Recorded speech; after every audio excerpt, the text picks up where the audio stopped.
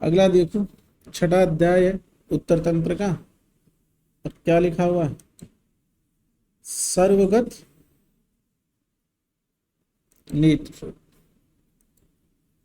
Online वालों, app वालों को दिक्कत थोड़ी है।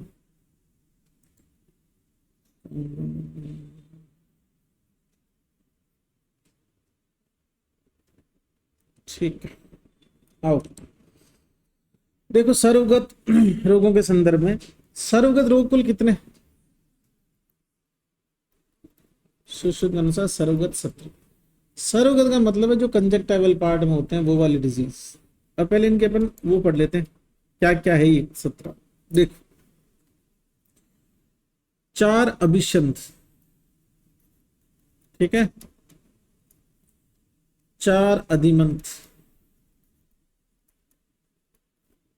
ठीक, फिर 2 प्रकार के अक्षिपाक। एक तो सैसोफ अक्षिपाक, एक एसोफ अक्षिपाक। क्लियर है? कितने हो गए? 10। अब आगे देखो, 10 के बाद में 10 इसने भी ऐसे ही बताए।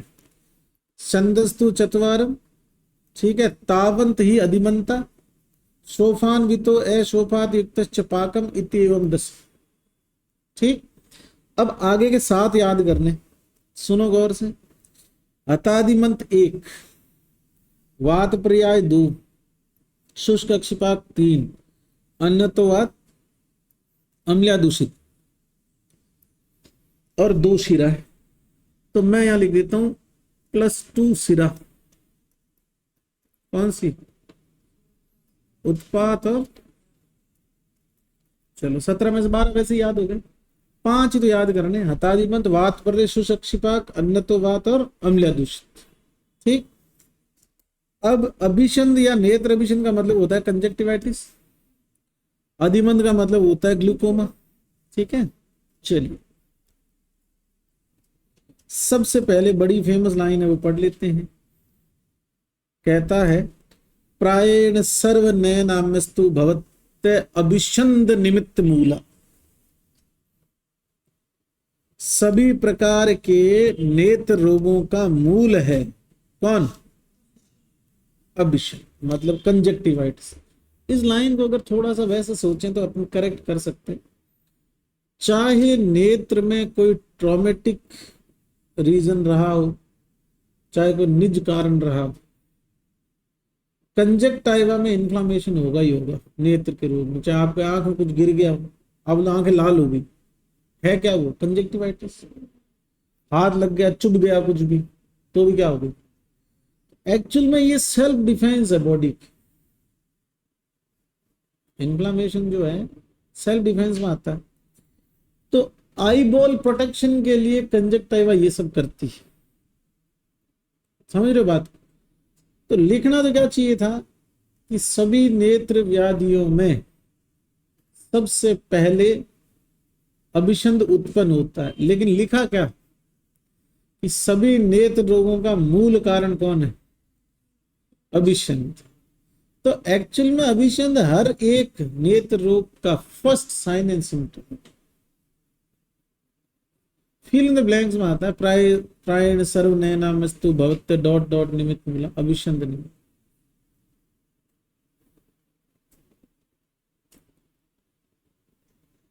लेकिन दूसरी लाइन में करेक्ट कर दिया इसने, इसलिए अभिसंध दिखते ही उसकी चिकित्सा। तस्माद अभिसंधम उदीर्यमाणम उपचारेद आशुहिता।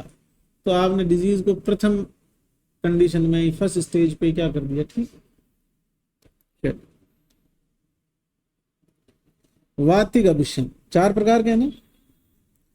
क्या लिखा है लक्षण? स्टार्टिंग जो लिखा वो सब ठीक है ना। निस्तोदनम, ये भी ठीक है। शिरो अभिताप मिला।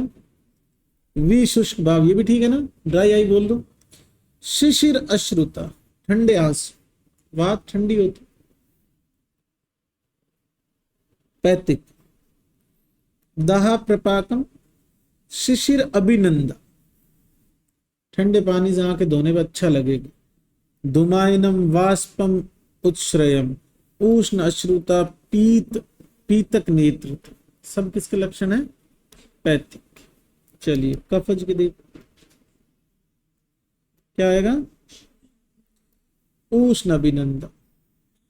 बाकी गुरुता, कंडू, शीतता, अतिशक्तता, श्रावो मुहु पिच्छिल एवं, बार बार पिच्छिल स्राव, पक्का कौन सा?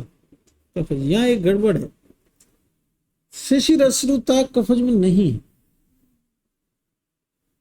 भली कफ शीतल, यहाँ अति शीतता लिख दिया,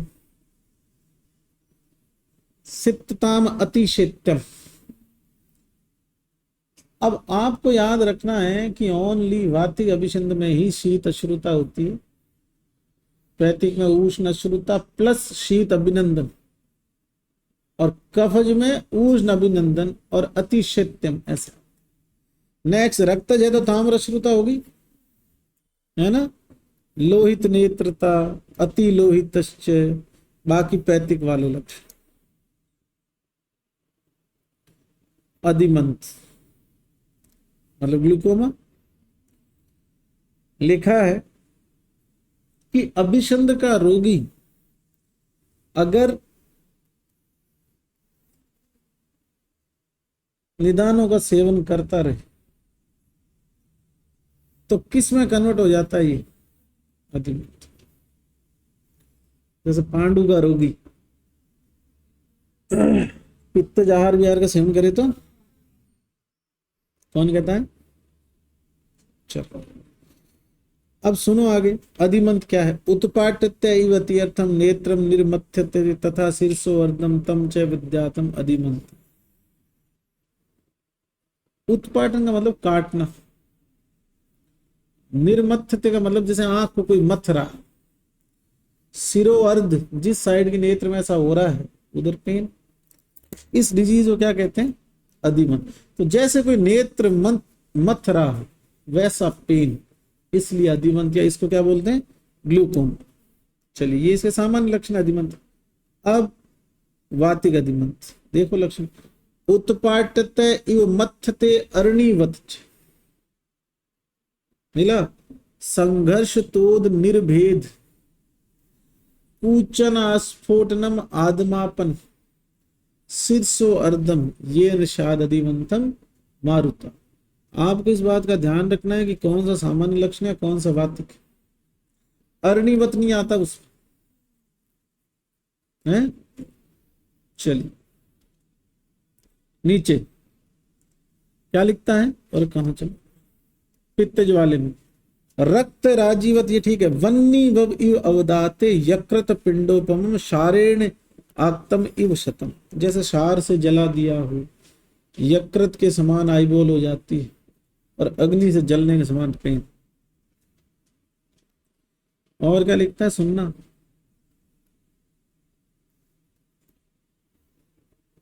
पक्व सून वर्तम आंतम मूर्छा शिरो दहायुत। नेक्स्ट 16वां सत्र कफज अधिमंत क्या लिखता है? कफज में शैत्यम गौरव पैच्छिल्यम, ये सामान्य लिखता है। रूपम पश्यति दुखेन पांशु पूर्णम इवाविलम, एक। अब कवच अभिसंध के अंदर पिच्छिल स्राव की वजह से कॉर्नियल रीजन पे तो कवरिंग हो जाएगी, तो ऐसा लगेगा जैसे धुंधली दिख रही चीजें। नासा आद्यमानम, और जो मेटेरियल इधर इतना जो है स्टिकी है, पिच्छिल है, वो इधर से इधर आएगा तो नाक बंद, नाक बंद होती नाक खुल जाएगी, नासा आद्यमान, ये कफज। नेक्स्ट रक्तज, आज तक जो सबसे ज्यादा पूछा गया पता नहीं क्यों, बंधु जीव प्रतिकाशम, गुड़ल के फूल जैसा, एक।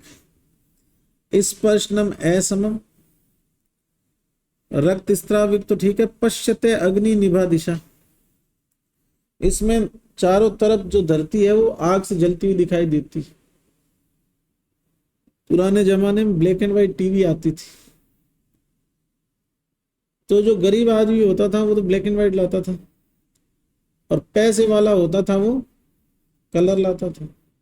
लेकिन जो गरीब पैसे वाला दिखना चाहता था वो ब्लैक एंड व्हाइट टीवी लाता था, उसके ऊपर कलर कांच लगता था, रेड ग्रीन ऐसे। तो होते तो उसके नीचे वो ब्लैक एंड व्हाइट ही थे, लेकिन उसमें एक लाल कलर की आभा दिखती थी। ये वैसी बात है कि आपके कॉर्निया के ऊपर रक्तज अधिमंत की वजह से रक्त स्राव की कोटिंग होगी, एक लेयर बन गई, तो आपको पूरी दुनिया लाल दिखेगी, मतलब लाल चश्मा लग गया आप, समझ गए। ये ध्यान रहे, दिशाएं जल रही, उसकी आंख नहीं जल रही, उसकी आंख पैतिक में जल रही। ये फर्क है ना, छोटे छोटे, क्षार से जलने के समान, अग्नि से जलने के समान, ये पैतिक है। और दुनिया में आग लगा दी, वैसा कौन है? रक्तज। नीचे लिखा रक्तम अग्न अरिष्टवतम च कृष्ण भागम लक्ष्यते। इसकी हिंदी भी आती, श्लोक भी आता है। कहता है कि इसमें कृष्ण भाग रक्त में डूबे हुए रीठे के समान दिखाई देता है, कुछ नहीं है। कृष्ण मंडल पे ब्लड पड़ा, तो रीठा काला होता है, उसको रक्त में डुबोगे तो ऊपर रेड अपीयरेंस रहेगा, बाकी काला ही दिखेगा। वैसे ही कृष्ण भाग दिखे। पूछता है किस नेत्र रोग में कृष्ण मंडल रक्त में डूबे हुए रीठे के समान होता है? क्या पूछने जैसा कुछ है ही नहीं। रक्त रक्त कर रहा है तो रक्तज रोग है, और ग्लूकोमा की वजह से टीयर हो गया, इसलिए फट गया कॉर्निया वाला पार्ट, तो रक्तज अधिमंत है। चलो, वाग्भट ने भी यही लिखा। चलिए इनकी साध्यता असाध्यता पढ़ लेते।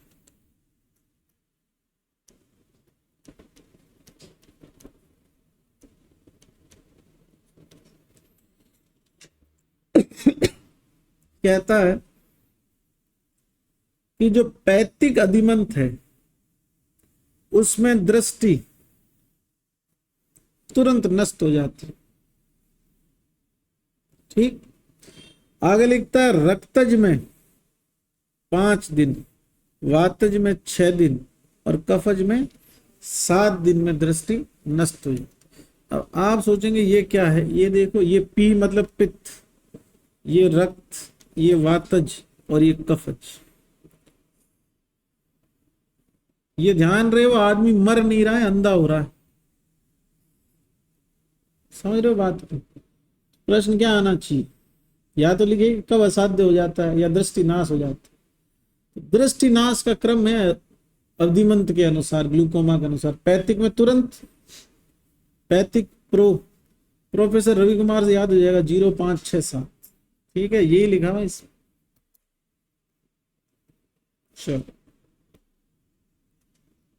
चलो, नेक्स्ट सैशोप और ऐशोप अक्षिपा। सैशोप में लाइन देखो, पक उदुम्बर संधि।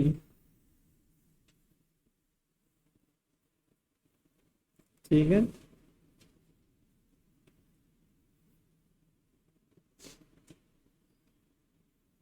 और ऐशोप क्या होगा? क्या लिखता है कि ये सब लक्षण हो लेकिन शोफ नहीं हो, तो ऐशोप अक्षिपाक।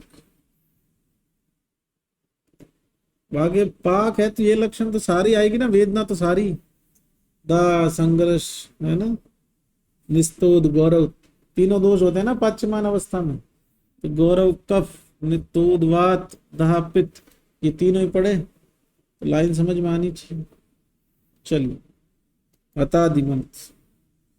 पहले अभिषंद हुआ, उसको इग्नोर किया तो अधिमंत हुआ। अब अधिमंत को इग्नोर कर दिया तो अतादिमंत। अब कुछ लोग इसके श्लोक को अपने हिसाब से पढ़ते हैं तो बोलते हैं कि वातिक अधिमंत का अगर आपने इग्नोर कर दिया वातिक अधिमंत को तो हतादिमंत हो जाता है। वो किस बारे में? पहली लाइन, उपेक्षणाद अक्षि यदा अधिमंतो वातात्मकम साधयति प्रसह रुजाभीर उग्राभीर असाध्यम एषम हतादिमंतम खलु नाम रो। अब इस लाइन के मैं 2 अर्थ बताता हूं, सुनना। पहला अर्थ जो समझ में आता है कि नेत्र के अधिमंत रोग की उपेक्षा करने से अत्यधिक उग्र रुजा वाला एक वातज रोग हतादिमंत होता है, जो कि असाध्य। दूसरा सुनो, वातिक अधिमंत की उपेक्षा करने से अत्यधिक उग्र रुझा वाला असाध्य नेत्र रोग हताधिमंत होता है। मतलब वातात्मक को तुम इसके साथ मानो तब तो अर्थ बनेगा कि वातिक अधिमंत की अपेक्षा से हताधिमंत होता है, और अगर इस वातात्मक को तुम इसके साथ मानो तो अधिमंत की उपेक्षा करने से वातिक असाध्य रोग उत्पन्न होता है, जिसे हताधिमंत। क्लियर है? और ये बात दोनों ही ठीक है। तो तुमसे अगर पर्टिकुलर अधिमंत पूछे तो वातिज कर देना, और इसका पूछे तो इसमें दोष बताइए, वातिज असाध्य है। अब ये सब तो समझने की बात थी। श्लोक आएगा एग्जाम में, ये इसको डायरी में लिखना। अंत शिराणाम स्वस्नम स्थितो दृष्टि प्रतिक्षिप्पनम। और इस श्लोक के आने का कारण है, यहां वात दोष को श्वसन शब्द से बताया।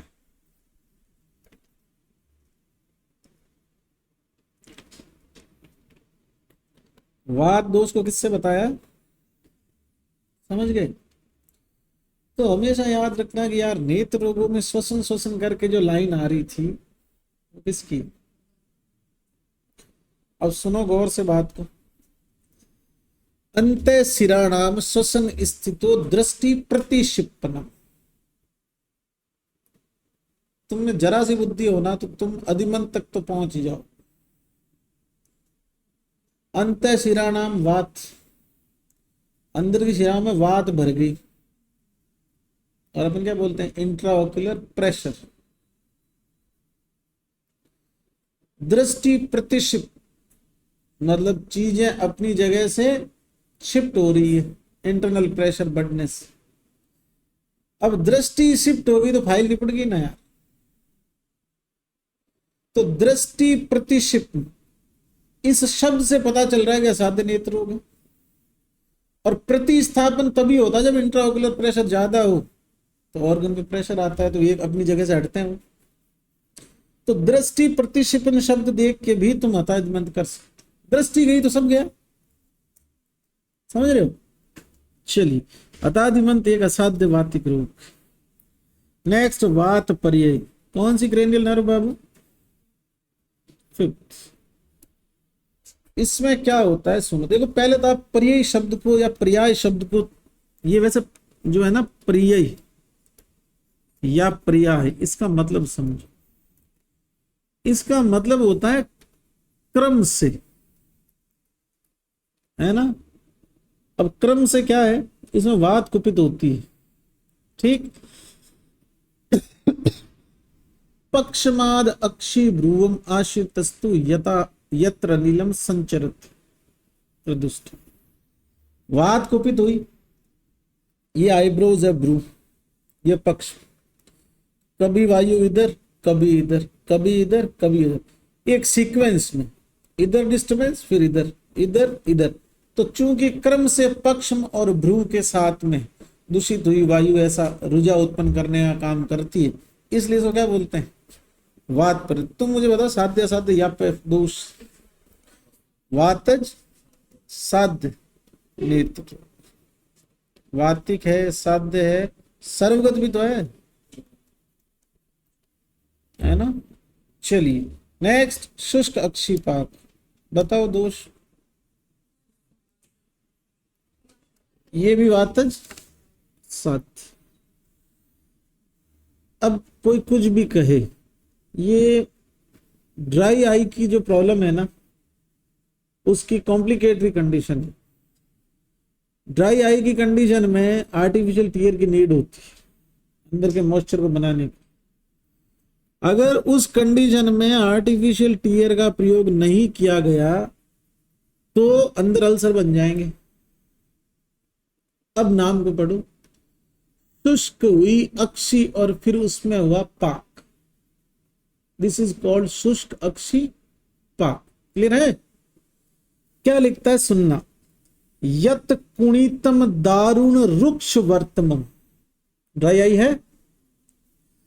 विलोकने च अविल दर्शनम, कंटिन्यूसली चीजों को देख रहा है लेकिन अंदर टीयर फिल्म नहीं है, आई लीड और आई बॉल के बीच।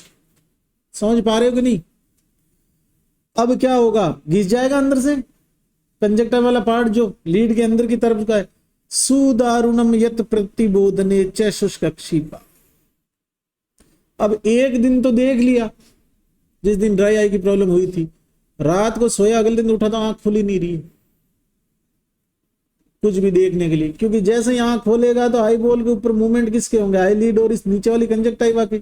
यहां तो व्रण बन गए ना घर्षण की वजह से। तो सुदारुणम यत प्रतिबोधने है क्या, शुष्क क्षिपा।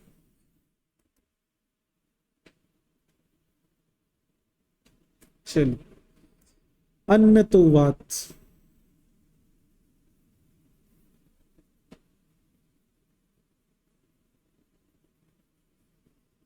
कुछ सुना इसके बारे में?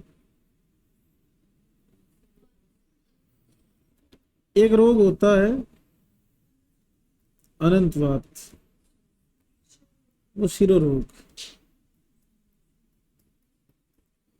ये अन्यत्वात है, ये अक्षी रोग है।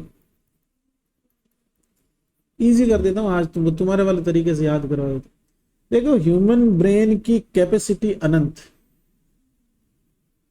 एक आदमी पूरी जिंदगी में 5 से 6% काम में ले पाता, 3 से 4, ठीक। तो सिर या ज्ञान अनंत है, तो शिरो रोग अनंतवाद। यहां लिखा अन्य तो मतलब दो। जैसे मैं यहां बैठा हूं, अब मैं अकेला पढ़ाता हूं, तो तुम ऐसे थोड़ी कहते होगी कि हमारी कोचिंग में एक तो वीरेंद्र सर पढ़ाते हैं और अन्य सब्जेक्ट एक अन्य टीचर है वो पढ़ाते। एक ही हूं मैं, तो अन्य नहीं, दो पढ़ाते तो बोलते। तो अन्य होने के लिए कम से कम दो तो चाहिए। दो क्या है, नेत्र। तो अन्य वाला क्या है, नेत्र। क्लियर है? दूसरी बात मैंने समझाया था कि नेत्र रोग जो होता है उसमें सिर आता है लाइन में, और जो शिरो रोग है उसमें लाइन में नेत्र। तो इसका मतलब अनंतवाद की लाइन में आपको क्या मिलेगा, नेत्र मिलेगा श्लोक में, और इसमें अक्षी वाले में आपको क्या मिलेगा, ये रसिर। यस्य औटु शिरो हनुस्तो मन्यागतो वाप। ठीक है,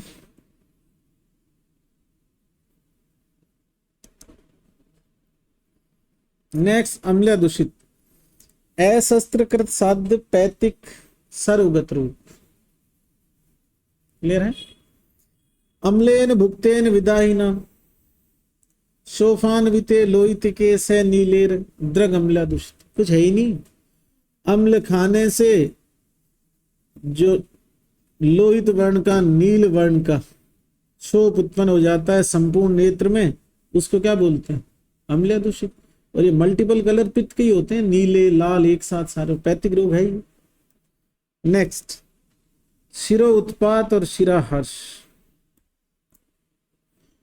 देखो, कोई भी आदमी जब उत्पात करता है तो उसका सीधा सा कारण होता है कि मजा आएगा उसको। जैसे छोटा बच्चा अभी फोन पड़ा है, उसे उठा के फेंकेगा और फिर हंसेगा, ताली हो जाएगा। तो हर्ष हमेशा उत्पात के बाद होता है। पहले कौन होता है, फिर क्या होता है। तो पहले कौन सा रोग होगा, शिरो उत्पात। उसकी एडवांस स्टेज क्या है, शिराहर्ष। समझ गए बात? और ये ऐसे याद कर लेना, उत्पात मतलब शादी, शादी हुई उसके बाद हर्ष पैदा हुआ। कुछ तो करो भाई, उत्पाद हुआ ना दो लोगों की जिंदगी में, उसके बाद ही तो हर्ष पैदा होगा। ऐसे याद, तुम्हारे तरीकों से जैसे करना हो वैसे करना, लेकिन मेरा मतलब है कि उत्पाद पहले होना चाहिए, हर्ष बाद में होना चाहिए। पहले ही दांत निकाल लोगे फिर उत्पाद जरूरत कहाँ है। ये बच्चा है, पहले ही हंस ले तो फोन क्यों फेंकेगा, है ना। अवेदना व अपि सवेदना, that means disease is not in extra advance condition. Painful condition हो भी सकती है, नहीं भी हो। दैट मीन्स ये क्या है, उत्पात। First thing. अब नाम है शिरो उत्पात। अक्षी राज्यो ही भवंती ताम्रा। ताम्रा है मतलब रक्तज रोग है, राजी है मतलब सिरा है, और डिजीज माइल्ड है, इसका मतलब उत्पात है। लाइन के अंदर बता रहा हूं कि कैसे आंसर करोगे कि ये शिरा उत्पात। वेदना अवेदना व अपि सवेदना, that means disease mild condition में, माइल्ड में हर्ष नहीं होती, उत्पात होता है। रक्तज रोग है इसलिए ताम्र और सिरा वाला ही रोग है क्योंकि राजी लिखा हुआ। मुहुर विरंजति चैताम समन्तात व्याधि शिरो उत्पात इति प्रतिशत, इस लाइन से कुछ पूछ नहीं सकते, तो ये एक ही लाइन आ सकती है।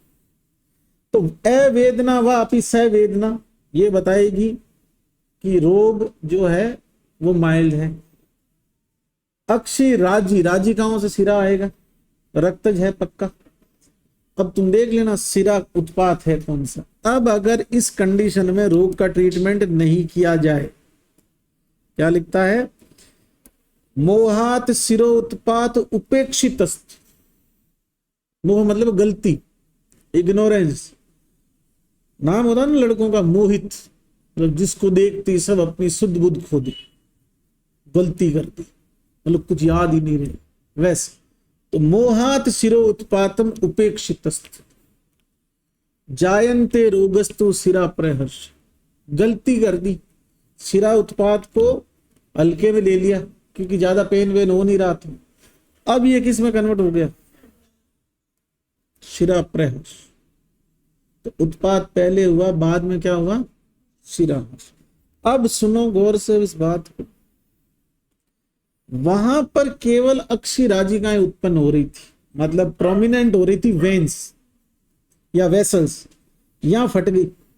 ताम्र अच्छश्रम स्त्रवती प्रगाढ़म एक न शक्नोति अभीतु अक्षितुत्तम च, इंपॉर्टेंट लाइन है, दोनों टुकड़े डायरी में लिखना, ये शिरा हर्ष के।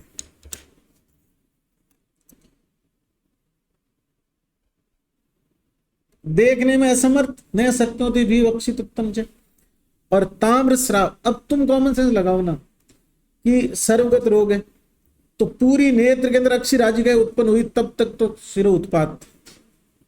तुमने ट्रीटमेंट करा ही नहीं, सेप्टिक हो गई, फट गई है, तो आंख तो ब्लड और पस से भर गई ना, देख कैसे पाएगा। वही तो हो रहा है, ताम्र अच्छ श्रम स्रवती प्रगाढ़म प्लस न शक्नोति भीर अक्षितुत्तम, नेत्र से कुछ भी देखने में समर्थ नहीं है। इसी के साथ आज की सभा हुई समाप्त।